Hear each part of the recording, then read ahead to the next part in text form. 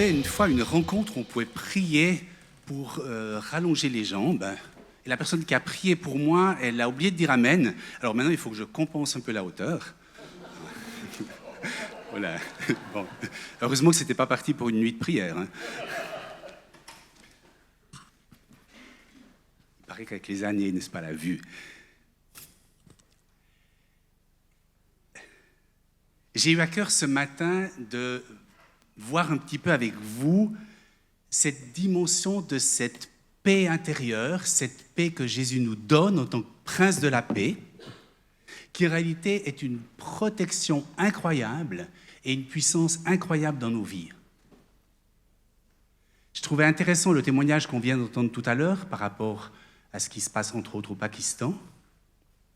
Et je le vivais dernièrement dans un moment où j'étais avec une collaboratrice. On était dans un temps de ministère. Et puis la personne commence à dire, voilà, j'ai accueilli Jésus dans ma vie, mais j'ai un arrière-plan assez lourd. J'ai été dans la sorcellerie, j'ai fait un pacte avec le sang, puis elle continue. Et quand vous entendez ces choses-là, vous avez deux possibilités. Ou vous commencez à laisser votre âme être aux commandes, et la peur, et imaginer des choses, ou vous êtes dans la paix de Christ, dans la confiance de sa victoire, et là vous travaillez depuis la sécurité et depuis l'autorité. Et je vais le faire avec qui je suis, mais c'est un peu ce que j'ai à cœur de vous communiquer ce matin-là. C'est intéressant dans Romains 16 au verset 20, où Paul va dire « Dieu écrasera Satan sous vos pieds ». On pourrait s'attendre à ce que Paul ait dit « l'Éternel des armées ».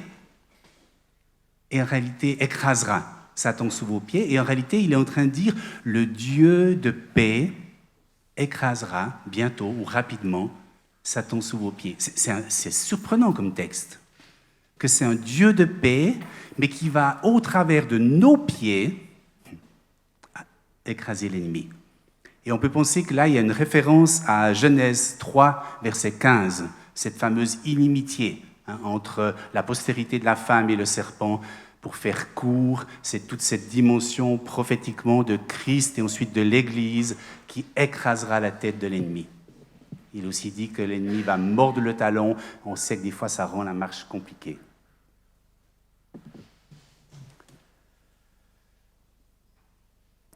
C'est intéressant de ce texte de Romains 16, 20, il est dans un contexte de division, de séduction spirituelle, de scandale. Et l'invitation de Paul, c'est de dire « Soyez sages concernant le bien, soyez purs concernant le mal ». Et là, on voit que c'est la même allusion que quand Jésus dit « Je vous envoie comme des brebis parmi les loups ». C'est quand même étonnant quand Jésus dit « Je vous envoie comme des brebis parmi les loups », que quelque part l'armure à laquelle il nous invite, c'est une question d'attitude intérieure. Il nous invite à la sagesse, à la pureté. En pensant combat spirituel, en pensant par exemple à Ephésiens 6, les armes du combat spirituel qu'on connaît, je pense, tous par cœur, est-ce que l'on a déjà réalisé que Dieu nous parle de ce qui doit motiver notre marche, de ce qui doit motiver l'état d'esprit dans lequel on envisage le combat. Je vous propose de lire ce texte, Ephésiens 6, à partir du verset 12. « Car nous n'avons pas à lutter contre la chair et le sang, mais contre les dominations, contre les autorités, contre les princes de ce monde de ténèbres, contre les esprits méchants dans les lieux célestes. C'est pourquoi prenez toutes les armes de Dieu, afin de pouvoir résister dans le mauvais jour et tenir ferme après avoir tout surmonté. Tenez donc ferme, ayant à vos reins la vérité pour ceinture. Revêtez la cuirasse de la justice. Mettez pour chaussure à vos pieds le zèle que donne l'évangile de paix. Prenez par-dessus tout cela le bouclier de la foi, avec lequel vous pourrez éteindre les traits enflammés du malin. Prenez aussi le casque du salut et l'épée de l'esprit, qui est la parole de Dieu. » Je relèverai simplement 2 points. C'est que toutes les armes, à part l'épée, sont des armes défensives, et que ce qui doit motiver notre marche, y compris dans le combat, ce qui doit se trouver comme sandale à nos pieds, c'est l'évangile de paix. Je suis très surpris de rencontrer énormément de personnes dans le peuple de Dieu qui vont venir en me disant « Frère, je suis attaqué, priez pour moi ». Et je ne méprise pas ça, je sais bien, moi aussi j'en connais des combats. Mais le Seigneur nous invite à être un peu comme les pompiers, vous savez, observer, réfléchir, agir. D'agir depuis la sécurité, depuis une dépendance de Dieu. Qu'est-ce que lui me donne de discerner pour ne pas mener des coups d'épée dans tous les sens et m'agiter?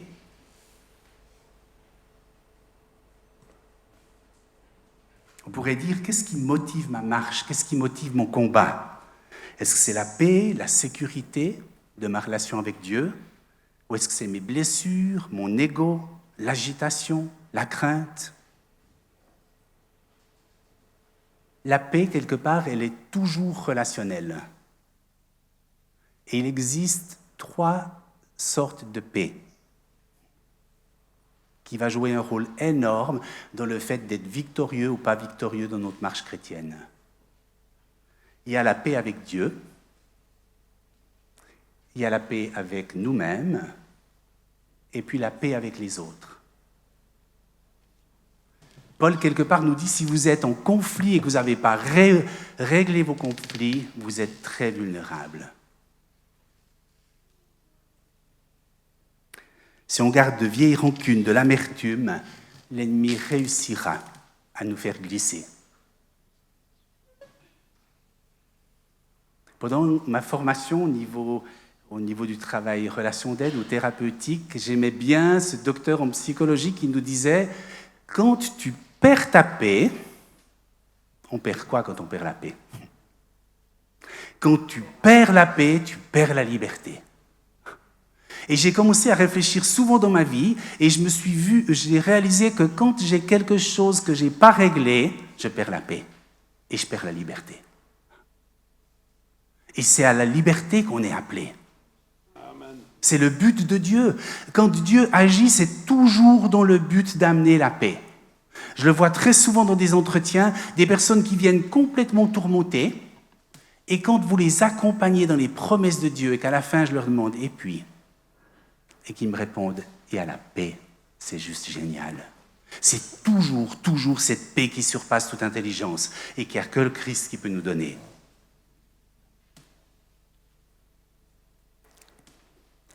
Ça ne veut pas dire qu'on n'aura jamais de conflit. Par exemple, dans Romains 12, verset 18, il nous est dit « Autant que cela soit possible, autant que cela dépende de vous, soyez en paix avec tous les hommes. » Et les chaussures de l'Évangile, les chaussures du zèle de paix nous aident, dans une grande mesure, à être en paix autant que possible. Et quand ce n'est pas possible, on a fait ce qu'on pouvait.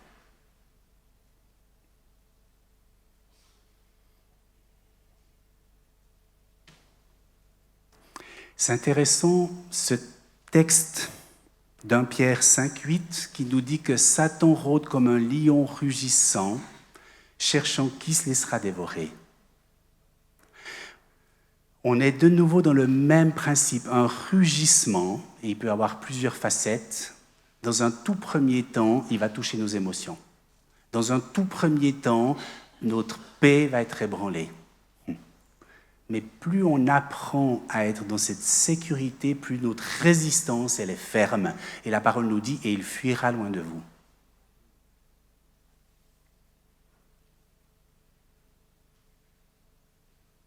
On a reçu un jour une lettre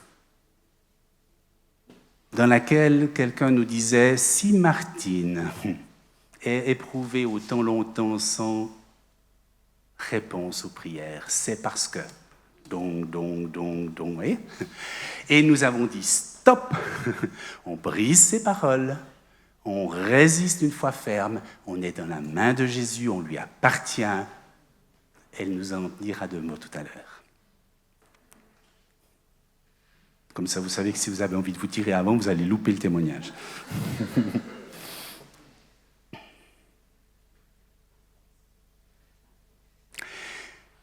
Je recevais dernièrement le journal de notre caisse maladie, je ne vais pas la nommer parce qu'on ne veut pas faire de la publicité. Et puis c'était un article, entre autres, sur le burn-out.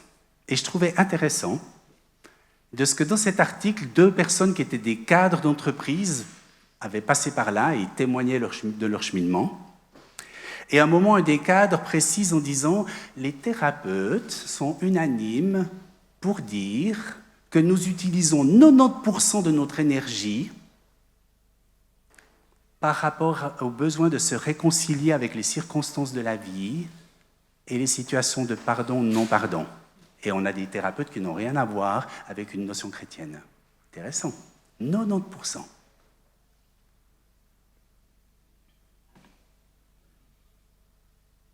Avoir à nos pieds le zèle de l'évangile de paix. Cette dimension de paix avec Dieu, avec nous-mêmes et avec les autres, je vous propose qu'on regarde un petit peu quelque chose de cela. Ça vaut quand même la peine si on réfléchit. Vous imaginez si votre banquier vous dit il y a 90% de retour sur investissement. Vous dites c'est quand même un bon plan. Donc si on y réfléchit, si on dépense 90% de notre énergie parce qu'on n'apprend pas à vivre selon l'hygiène que Dieu a prévue, on est en survie. Alors que quand on rentre dans cette dimension-là, on commence à passer dans la vie et la vie en abondance. Et je disais à ma femme dernièrement, j'ai dit, alors je suis bien conscient que les années sont là, je le vois de différentes manières, mais j'ai dit, mais ce que je réalise, c'est que ce 90%-là, j'ai plus besoin de vilipender mon énergie là-dedans. J'ai appris dans la maturité de la marche chrétienne à ne pas m'encombrer de cela.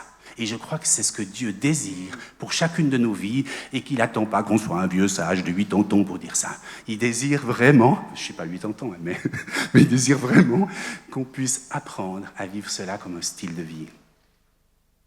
Donc la paix avec Dieu, ça ne concerne pas que les non-croyants. Suis-je vraiment réconcilié avec Dieu? Est-ce que je vis dans la paix? En termes de combat, l'Écriture est claire, soumettez-vous à Dieu, résistez au diable et il fuira loin de vous. Jacques 4, verset 7.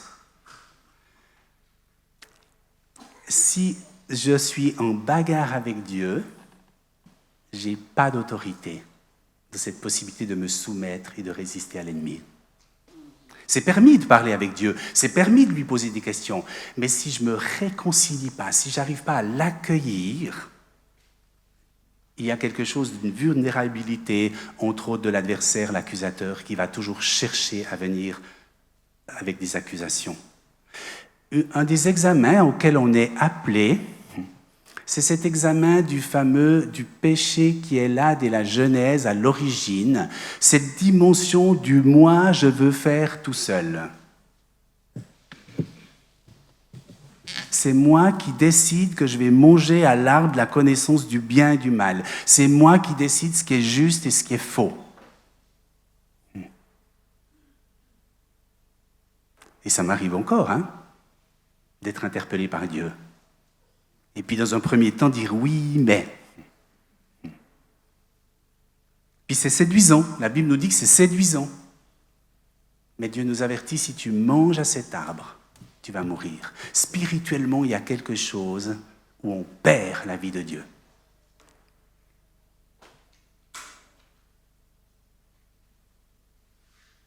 C'est aussi ça, avoir la vérité pour ceinture. J'accueille ce que Dieu dit. J'accueille ce qu'il me dit.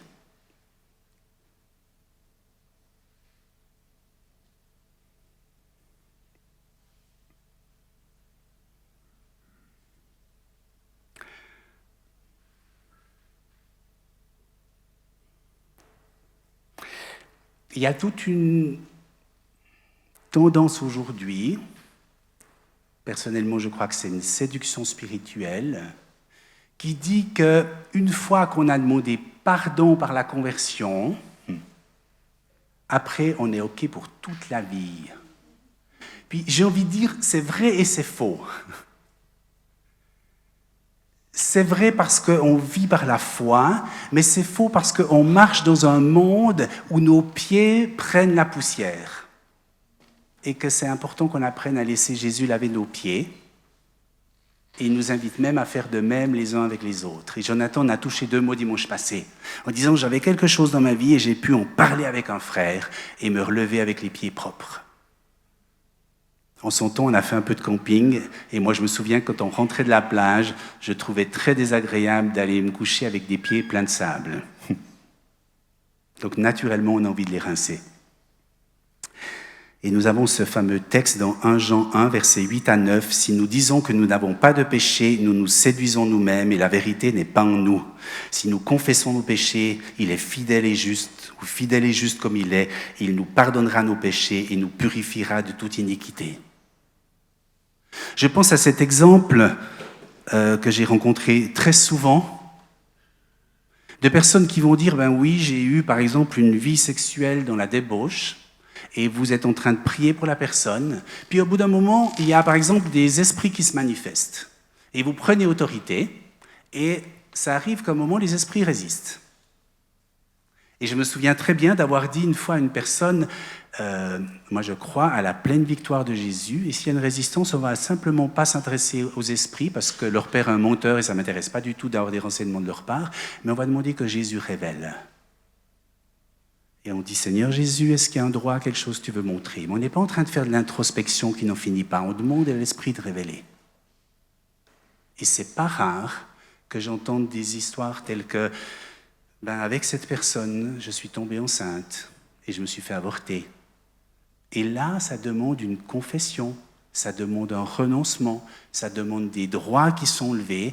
Et là, on peut se baser sur cette promesse que celui qui confesse ses péchés, Jésus et Christ, est fidèle et juste pour pardonner, pour purifier. Et au travers de cette démarche, alors on peut dire à l'ennemi, maintenant stop, tu perds tes droits, on te les retire. Et à l'ennemi, dégage.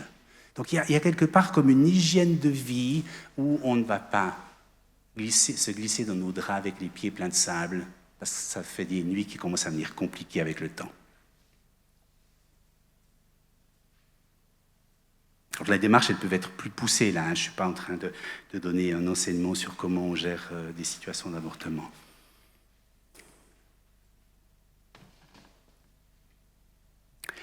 Il y a un autre domaine dans la réconciliation avec Dieu. Vous savez, ce fameux ministère de la réconciliation.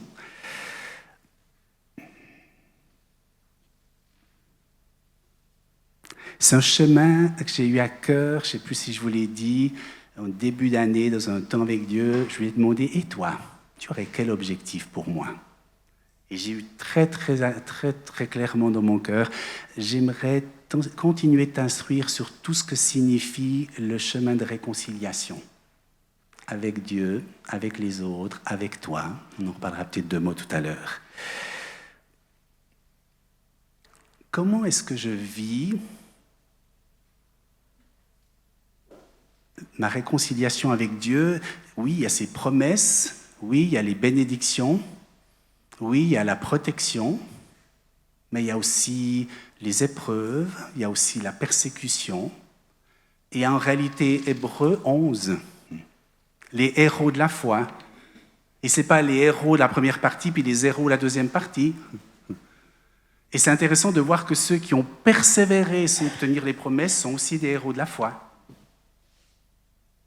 Et Dieu a une manière de voir les choses différentes que nous. Et on a besoin d'avoir une intelligence qui est renouvelée. Est-ce que nous sommes réconciliés avec cela? Ou est-ce qu'on veut seulement le Dieu qui m'accorde tout ce que je demande, un peu comme un enfant quelque part? Si nous prenons ce texte dans Jacques, chapitre 1, il nous dit bien que Dieu a un autre regard que nous, souvent, sur les situations. Mes frères, regardez comme un sujet de joie complète les différentes épreuves auxquelles vous pouvez être exposés. Sachant que l'épreuve de votre foi produit la patience.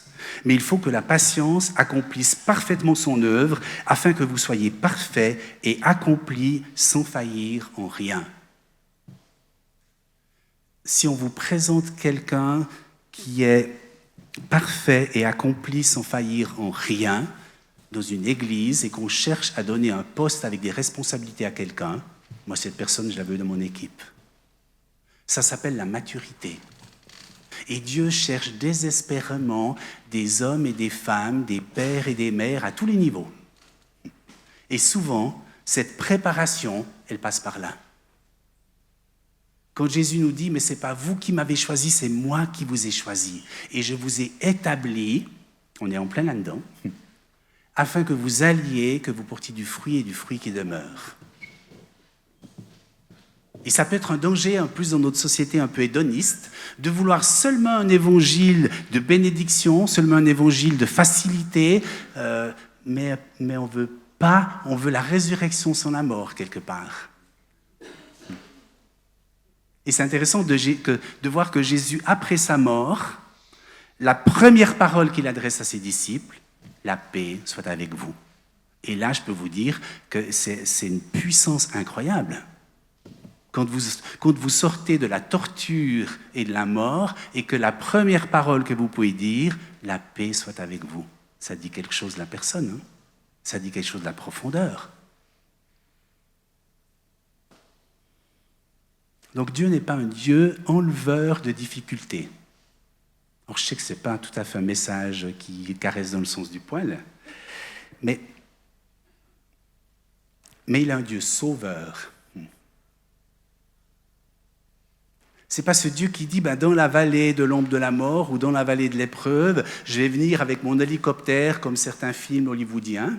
Non, je vais traverser avec toi.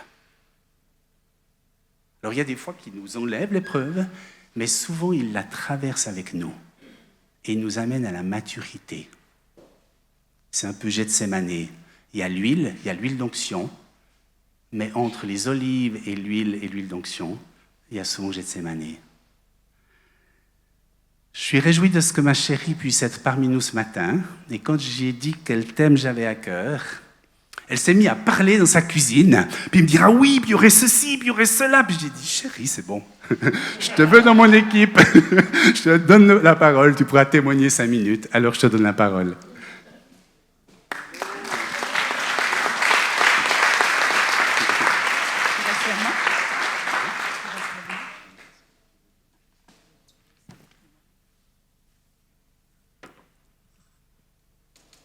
Bonjour à toutes et à tous. C'est vrai, je sors progressivement de 5 années d'épreuves de santé. Il y a encore des défis, ce n'est pas encore le 100%, il y a encore des passages, des moments, des journées parfois difficiles, mais de plus en plus de mieux encourageants. Et vous êtes beaucoup à avoir régulièrement demandé tout au long de ces années des nouvelles à François, d'avoir persévéré dans la prière pour moi, pour nous. Et je tiens ce matin vraiment à vous remercier infiniment. Quand l'épreuve dure, les prières persévérantes sont vraiment un soutien précieux et font la différence. Alors que le Seigneur vous bénisse vraiment en retour, vous rejoigne dans vos besoins, dans ce que vous vivez vous-même, vous réjouisse, vous encourage et vous garde près de son cœur. Lorsque l'épreuve de la maladie est là, frappe, et qu'elle dure, et que vous avez renouvelé votre confiance en Dieu, ce Dieu qui guérit, que vous êtes allé régulièrement auprès de lui, accueillir sa restauration, sa guérison, que vous vous êtes positionné encore et encore, que vous lui avez demandé « Mais Seigneur, est-ce qu'il y a quelque chose que tu aimerais mettre en lumière, me révéler, une démarche peut-être dans laquelle tu veux me conduire, des pistes? Montre-les-moi, révèle-toi. On est ouvert, on est à ton écoute. » Et quand il le fait, s'il le fait, eh bien on y est allé. Et on a vécu ces démarches, et on était voir un serviteur de Dieu, prier avec des amis, voire demander l'onction d'huile. Et pourtant, l'épreuve continue. Comment rester en paix? Comment vivre justement cette réconciliation? Alors je vais donner simplement 1 ou 2 éléments de base qui m'ont aidée, qui m'ont rejointe, parce qu'il y en a énormément de pistes, de chemins par lesquels Dieu m'a rejoint, m'a soutenue.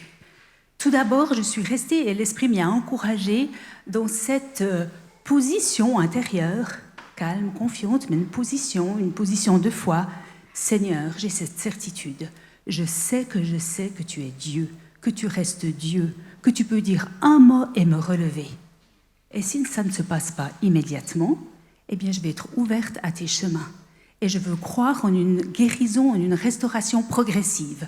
C'était au début, je ne savais pas le temps que ça prendrait. Mais comme Jérémie l'a dit, au commencement, au commencement de ce chemin difficile, de cette tempête, je ne veux pas lâcher ta main. Je veux traverser ces moments avec toi, Seigneur. Et je continue de placer ma confiance en toi. Ce positionnement d'abord, cette foi renouvelée. Et je crois que l'Esprit vient à notre secours et nous le rappelle dans ces moments. Et ce qui m'a porté, le Seigneur me parle beaucoup par sa parole, la parole est la vérité, c'est en fait ce verset de Romains 8, 28. Vous connaissez ? Toutes choses contribuent ensemble, concourent ensemble au bien de ceux qui aiment Dieu. Alors on ne va pas le dire à une personne qui est en pleine épreuve, on est d'accord, parce que c'est difficile à recevoir. On ne peut pas l'accueillir, ça peut être un peu maladroit. Et c'est souvent qu'après, bien après les difficultés et les épreuves, que l'on réalise, quand on les a traversées avec Dieu, quand on s'est confié en lui, comment il nous a rejoints, comment il nous a secourus, enrichis, ce qui nous a peut-être enseigné et qu'on peut réaliser le bien, quelque part, qu'on peut en tirer. Et moi-même, dans d'autres situations d'épreuve de ma vie, je l'avais déjà vécu. Alors au début, au commencement de ce temps éprouvant, eh bien, le Saint-Esprit me l'a rappelé. Et j'ai dit, oui Seigneur, je sais que tu as cette incroyable, cette extraordinaire capacité de tirer du bien de ce que je vis. Non pas que ce que je vis soit bien, mais parce que lui le traverse avec nous, parce que je veux renouveler ma confiance en lui et le traverser avec lui, eh bien ça va faire la différence. Et il n'est pas démuni, et il sait comment et encore venir nous secourir, répondre parfois à nos cris, à nos larmes, ou alors à nos soupirs inexprimables. Et avec lui, j'ai ainsi appris à vivre une vraie, réelle réconciliation avec ce qui m'arrivait.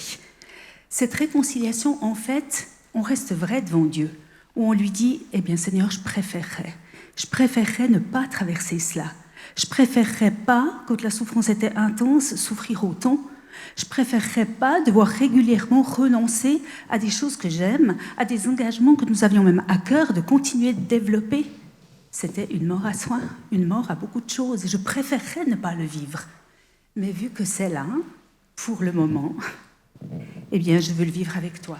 Je veux garder une attitude qui t'honore et j'ai besoin de toi pour la garder, pour être renouvelée près de ton cœur et pour continuer de découvrir tes chemins de paix.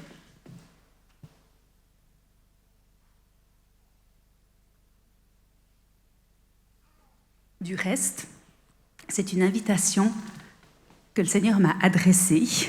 Le Seigneur, dans sa parole, vous avez remarqué, il a des invitations à nous faire. Il a des offres. Et si on tient le coup, ce n'est pas par nos propres efforts. C'est en accueillant ce qu'il nous offre. Et le psaume 34,15, « Recherche et poursuis la paix », un jour, dans ma méditation quotidienne, est venu comme cette parole Réma, qui a parlé à mon cœur. Alors bien sûr, ça touche toutes les relations. Mais vu que tout est relation, dans ma relation à moi, dans ma relation à ce qui m'arrivait, le Saint-Esprit me disait, bien, reste dans cette attitude de rechercher et poursuivre ma paix. Et j'ai dit, ok Seigneur, alors je veux le vivre avec toi. Et j'ai découvert des perles, et j'ai exploré des chemins de paix, et j'ai reçu des révélations. Et c'était pas facile de traverser ce chemin de souffrance, mais il y avait ce Dieu qui m'avait pris par la main, je voulais pas lâcher sa main, et j'ai découvert des perles de ces chemins de paix. Je peux pas toutes les vous donner ce matin, voilà, ça sera peut-être pour d'autres fois, mais j'avais à cœur de vous partager ces éléments de base qui ont permis que je reste, et grâce à Dieu, vraiment, c'est son esprit qui nous conduit et qui nous rappelle tous ces éléments-là, et qui m'ont gardé, quoi qu'il en soit, près de son cœur, et qui m'ont aidé à tenir sur la durée, et du reste qui m'aident toujours à tenir sur la durée. Merci, de rester.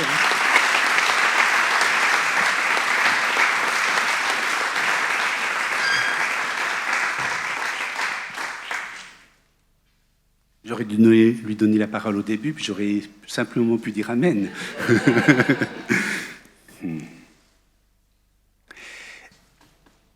On a été comme consolés et réjouis quand plusieurs couples et des jeunes couples nous ont demandé « Est-ce qu'on peut vous voir ?»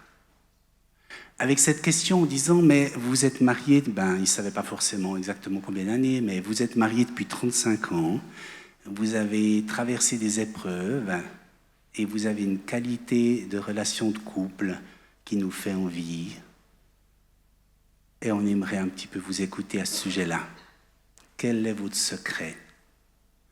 Donc ça, c'est aussi une autre manière dont Dieu rachète les choses, dont il transforme le mal en bien.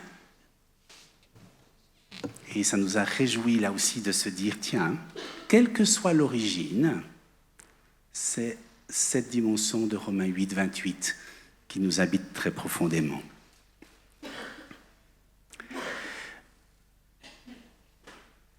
Pour terminer, j'aimerais simplement aussi nommer quelques éléments de la paix avec soi-même.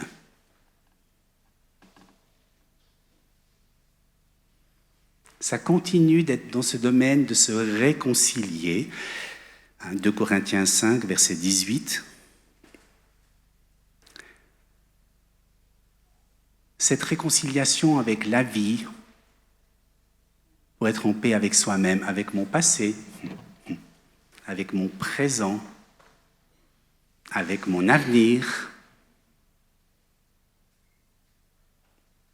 Selon l'âge que l'on a, il y a certaines choses qu'on ne va plus envisager, par exemple. C'est aussi se réconcilier avec mon identité sexuelle, le milieu social d'où je viens. J'ai autant entendu des personnes pour qui c'était compliqué de venir d'un milieu social aisé qu'un d'un milieu social défavorisé. Les deux ont leur lot de souffrances et de difficultés. On peut aussi ajouter se réconcilier avec mon âge, ma voix, mon visage, et on peut continuer. Est-ce que ce n'est pas souvent à ce niveau-là que se passent les conflits? Et on réalise bien que plus on va pouvoir vivre ce travail de réconciliation, plus nous avons ce zèle de l'évangile de paix, il y a une quantité incroyable de conflits et de combats qui sont réglés. Et alors ensuite, on garde vraiment l'énergie avec l'épée de l'esprit, avec toute l'armure pour les vrais combats, pour les combats contre un adversaire, mais la cuirasse de la justice, par contre, elle n'a pas des failles.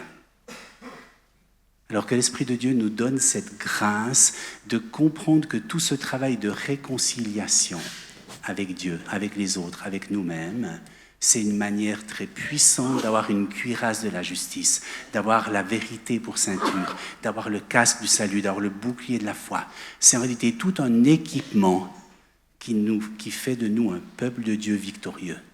Puis alors après, on peut passer au deuxième étage de tout ce qui est réellement un combat spirituel que je ne minimise pas du tout puisque j'y suis confronté chaque semaine et j'en fais pas du tout un déni. Alors je vous propose simplement pour conclure un peu un temps où dans les différents domaines où l'Esprit de Dieu a pu souligner quelque chose dans vos vies, et heureusement, on donne nos pains, nos poissons, il va au-delà. Ça peut être une manière de se lever en disant, dans ce domaine-là, je suis d'accord de vivre un chemin de réconciliation, de vivre un dialogue avec toi, de pouvoir accueillir ta paix, ta consolation, pour qu'à nos pieds, on ait ici sandales du zèle de l'Évangile. Et les centurions romains, ils avaient des sandales avec des crampons pour ne pas perdre du terrain quand ils étaient en combat et pour ne pas glisser. Et c'est ce que Dieu désire nous donner. Alors je vous propose simplement, si l'Esprit de Dieu souligne quelque chose, c'est une manière de se lever et puis de dire « Yes, je suis d'accord de me réconcilier dans ce domaine-là, parce que je veux que ce soit la paix qui soit mon moteur et non pas d'autre chose. » Père, je te prie pour ton peuple, je te prie pour ces frères et ces sœurs que tu connais chacun par leur nom, tu sais qui ils sont, tu connais leurs forces, mais aussi leurs faiblesses. Je te remercie, Jésus, de ce que tu es encore et encore toujours celui qui veut laver nos pieds, qui veut nous purifier, qui veut nous restaurer.